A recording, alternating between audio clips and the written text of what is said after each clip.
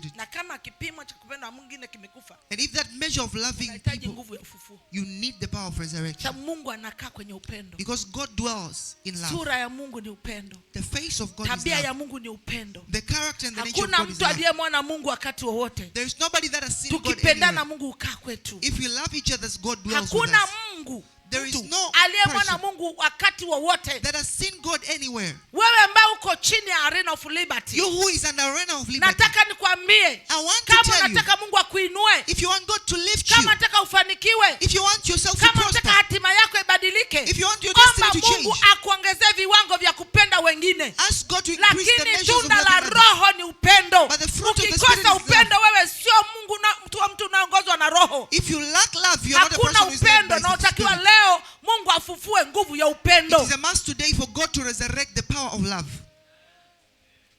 Tunda la Roho ni upendo.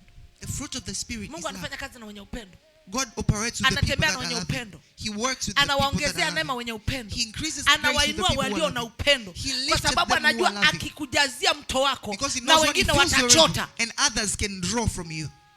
Uwe ni mtu wa deliverance. You are a person of Uwe ni mtu wa deliverance. amani, utaambukiza amani. You'll impart peace. Uwe ni mtu wa pesa, utasaidia wengine. You'll help others when you Uwe ni are mtu well wa furaha, financed. kuna watu utawajalia, utawapa furaha. There are people that you'll impart peace to. Atakujaza mito yake He'll fill ya you with his baraka, rivers sababu utafanyika baraka kwa wengine. of Kwa blessings because sababu you'll kuna become a blessing to upendo. others. Because there is love.